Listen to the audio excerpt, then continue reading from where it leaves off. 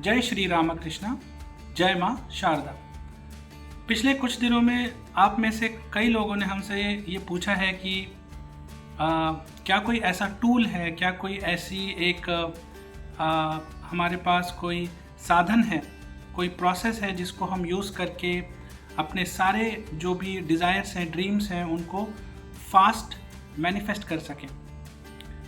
देखिए, सबसे पहले तो मैं आपको इस वीडियो में एक चीज़ बताऊंगा कि हम आगे इस वीडियो में जिस टूल के बारे में चर्चा करेंगे, जिस साधन के बारे में चर्चा करेंगे, मुझे पूरा यकीन है कि आपने अपने बचपन से लेकर अभी तक आपकी जो भी उम्र है उसमें आपने इसके बारे में कई बार सुना होगा, कई बार लोगों को करते हुए देखा भी होगा, या फिर आपने इसके कई सारे वीडियोज़ और रील्स भी ज़रूर देखे होंगे। लेकिन कभी खुद आपको इस टूल पर विश्वास नहीं हुआ और इसलिए आपने सिंसेरिटी से, ऑनेस्टी से इसको कभी अपनी लाइफ में उतारा ही नहीं। इसके बहुत सारे वजह हो सकते हैं। पहला तो यह है कि जिन्होंने भी आपको इसके बारे में बताया, शायद उनके बताने में कोई कमी रह गई हो, या फिर आपने जैसे उस नॉलेज को रिसीव किया, शायद आपके रिसीविंग में कोई प्रॉब्लम हो, या फिर आपने खुद पर इतना इनर वर्क अभी तक नहीं किया है कि आप इस टूल की गहराई को, उसकी पोटेंसी को पूरी डेप्थ में समझ सकें।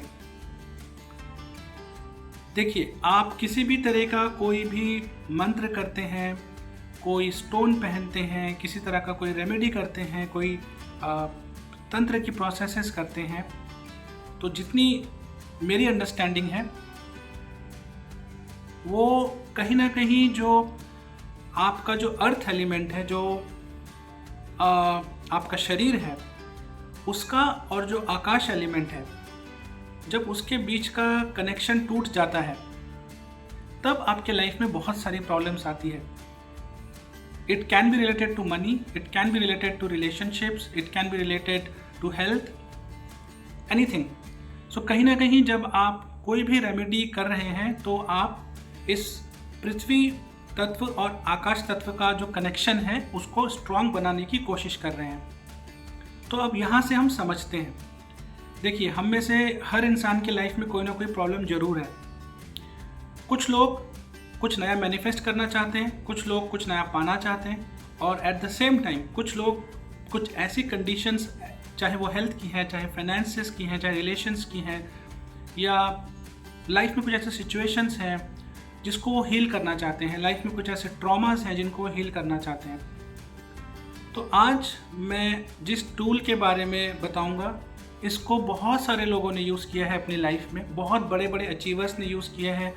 पास्ट में बहुत सारे ऋषियों ने, बहुत सारे संतों ने इसके बारे में बहुत डिटेल में बताया है और कैसे ये टूल काम करता है। और अगर आप इस टूल के गुरु किसी को मानना चाहते हैं, या आप ये मानना चाहते हैं कि लाइव यूज़ करके इस टूल को डेमोन्स्ट्रेट किसने किया, तो उस सेंस में, एक सेंस में आप हनुमान जी को इस टूल का गुरु मान सकते हैं, क्योंकि उन्होंने राम जी का नाम लिखकर सागर में बड़े बड़े पत्थरों को कहीं ना कहीं आप कह सकते हैं कि वो पत्थर तैरने लग गए थे। तो जी हाँ, वो टूल है नाम लेखन। अब आप लोगों में से बहुत सारे लोगों का सवाल होगा कि नाम लेखन क्यों, और नाम लेखन करें तो कैसे करें। तो पहले सेकंड क्वेश्चन को लेते हैं कि कैसे करें।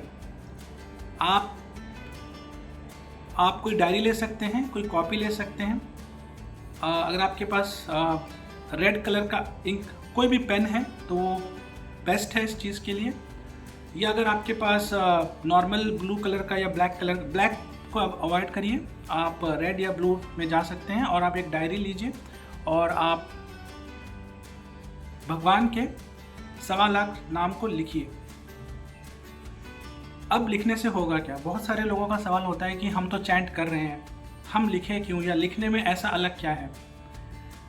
देखिए, जिनका दिमाग थोड़ा तार्किक है, या जो थोड़ा साइंटिफिक अप्रोच से चीज़ों का अप्रोच करना चाहते हैं, उनके लिए मैं आगे बताऊंगा कि राइटिंग के बहुत सिग्निफिकेंट इम्पैक्ट है आपके ऊपर। अगर मैं कुछ यहाँ पे इस वीडियो में गिनाऊँ तो पहली जो चीज़ आप कह सकते हैं वो है इम्प्रूव्ड कम्युनिकेशन। जब आप लिखते हैं चीज़ों को तो आप अपने विचारों को कहीं ना कहीं सोचते हैं, एनालाइज करते हैं और फिर आप उनको लिखते हैं। ऐसा करने से आपकी जो verbal and non verbal communication है वो दोनों इम्प्रूव होती है। एट द सेम टाइम कहीं ना कहीं आपकी जो क्रिएटिविटी है वो बहुत एनहांस होती है, क्योंकि जब आप लिखते हैं आप अलग अलग डेप्थ ऑफ इमोशंस, अलग फीलिंग्स से आप लिखते हैं। कहाँ पे कितना एम्फेसिस करना है वो आप सारा कुछ सोच के चीज़ों को लिखते हैं, जिससे आपकी जो क्रिएटिविटी है वो बहुत एनहांस होती है। जब आप लिखते हैं तो कहीं ना कहीं एक सेंस ऑफ ग्रैटिट्यूड आप में आता है, क्योंकि आपके अंदर एक ठहराव आता है, एक आप चीज़ों को एक बिल्कुल ही अलग नज़रिए से देखना चालू करते हैं, जिस नज़रिए से शायद अभी तक आपने चीज़ों को देखा नहीं। ऐसा करने से आप में एक सेंस ऑफ थैंकफुलनेस जो है वो काफ़ी बढ़ने लगती है। तो ग्रैटिट्यूड का जो लोग ग्रैटिट्यूड प्रैक्टिस करते हैं अपने लाइफ में, या जो लोग लॉ ऑफ अट्रैक्शन या मैनिफेस्टेशन की अलग अलग किताबें पढ़ते हैं, अलग अलग प्रोसेसेस को ट्राई करते हैं, वो समझ सकते हैं कि राइटिंग का इम्पोर्टेंस कितने ज़्यादा है। एट द सेम टाइम सिर्फ ये जो कॉग्निटिव जो एस्पेक्ट्स हैं सिर्फ यही नहीं, कुछ थेरेप्यूटिक बेनिफिट्स भी हैं राइटिंग के। जैसे अगर आप डिप्रेशन में हैं, अगर आप एंजाइटी से सफ़र कर रहे हैं, तो writing can be very therapeutic. ये आपको उन इमोशंस को, उन डिफ़िकल्ट मोमेंट्स को एक बेहतर तरीके से प्रोसेस करने में हेल्प कर सकता है। आप अपने थॉट्स को एक बेहतर तरीके से अलाइन करके अपने आप को रेडी कर सकते हैं। राइटिंग मेमोरी के लिए बहुत अच्छी है, क्योंकि जब आप लिखते हैं आप चीज़ों को रिकॉल करते हैं, आप चीज़ों को कितना कहाँ से रिकॉल करना है, कितना छोड़ना है, और उसके बाद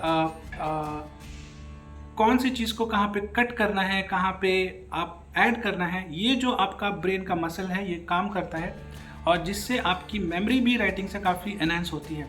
एट द सेम टाइम जब आप राइटिंग करते हैं तो राइटिंग की वजह से जो आपका कॉन्फिडेंस है वो काफ़ी बढ़ता है, बिकॉज़ आपकी जो अवेयरनेस लेवल है, आपका जो नॉलेज लेवल है वो काफ़ी बढ़ता है, क्योंकि आप चीज़ों को सोचते हैं, एनालाइज करते हैं, एक क्रिटिकली उन चीज़ों को मतलब एक सेंस जो आता है क्रिटिकली किसी चीज़ को एनालाइज करने का वो डेवलप होता है, और इससे ओवरऑल जो आपकी कॉन्फिडेंस है वो काफ़ी बेटर होती है।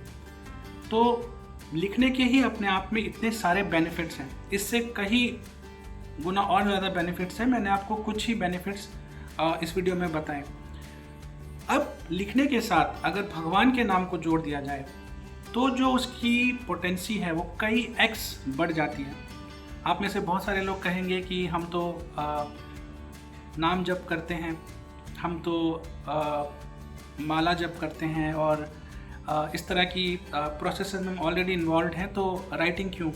देखिए, ये मेरा व्यक्तिगत एक्सपीरियंस है। मैंने बहुत सारे बड़े अचीवर्स को देखा है जो राइटिंग करते हैं और भगवान के नाम का लेखन करते हैं, और उनके लाइफ में उन्होंने कहाँ से कमबैक्स किए हैं आप यकीन भी नहीं मान सकते। उन्होंने लाइफ में क्या अचीव किया है आप यकीन नहीं मान सकते हैं। और अगर आप किसी भी सेल्फ हेल्प बुक को देखिए, आप किसी भी पर्सनैलिटी डेवलपमेंट की किताब को देखिए, वहाँ पे आप पढ़िए, आपको पता चलेगा द इम्पोर्टेंस ऑफ राइटिंग।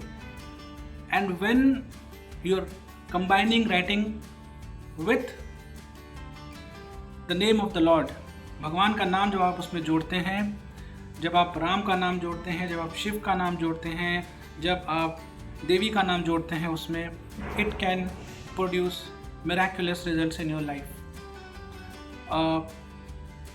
जो लोग मैनिफेस्टेशन में बिलीव करते हैं, उसकी अलग अलग टेक्निक सीखना चाहते हैं, बहुत सारे लोग जो बहुत सारी टेक्निक्स करके हार चुके हैं, उनको लगता है कि कुछ भी मैनिफेस्ट नहीं हो रहा। इस वीडियो के एंड में एक छोटा सा आपको टिप्स देना चाहूँगा। आपका जो भी डेली रूटीन है, जो भी रिचुअल है, आप उसे कीजिए। सुबह या शाम, रात को, जब भी आपको टाइम मिले, आप 10 से 15 मिनट एक फ्रेश कॉपी या डायरी ले लीजिए। प्रिफरेबली एक अगर आपके पास रेड कलर का कोई पेन है उसको यूज़ कर सकते हैं, अगर नहीं है तो आप ब्लू इंक से भी कर सकते हैं।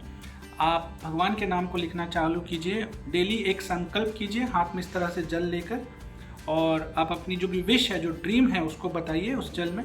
और डेली ये प्रोसेस आपको करना है। डेली नहा के जब आप लिखेंगे तो जल लीजिए, संकल्प कीजिए और लिखिए भगवान के नाम को, एंड राइट कितना 1.25 लाख।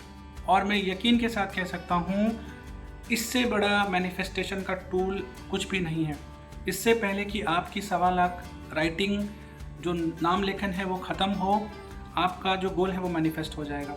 आप इसे करके देखिए पूरी श्रद्धा से, और आप खुद आके फिर हमारे इस वीडियो के नीचे कमेंट में बताइएगा कि आपकी जो ड्रीम्स थी, जो विशेस थी, वो फुलफ़िल हुई या नहीं। अब कुछ लोगों का सवाल हो सकता है कि हम क्या नाम लिखें। जिस भी इष्ट से, जिस भी देवता से आप कनेक्ट करते हैं, जिस भी देवी से आप कनेक्ट करते हैं, आप उनका नाम लिख सकते हैं। काउंट मैंने बता दिया 1.25 लाख, इसमें कोई टाइम फ्रेम नहीं है। बस आपको एक चीज़ का ध्यान रखना है कि जितना आप फर्स्ट डे लिख रहे हैं, नेक्स्ट डे आप उससे कम नहीं लिखेंगे।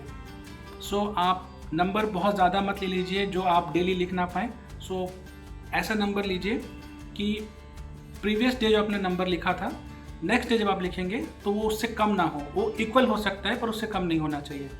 लेट्स सपोज आपने पहले दिन 10 नाम लिखे तो दूसरे दिन आप 8 नहीं लिख सकते हैं। यू हैव टू राइट 10 और मोर। सो ऐसे आप एक टाइम फ्रेम चूज़ कर लीजिए कि आप कितना टाइम आपको लगेगा आपके हिसाब से, and then you go with it. और इसके अलावा आपको और कोई मैनिफेस्टेशन टेक्निक करने की ज़रूरत नहीं है। आप बिलीव कीजिए, आपके सारे ड्रीम्स, आपके सारे गोल्स, आपके सारे डिज़ायर्स सिर्फ इस एक स्टेप से पूरे हो सकते हैं। हर हर महादेव।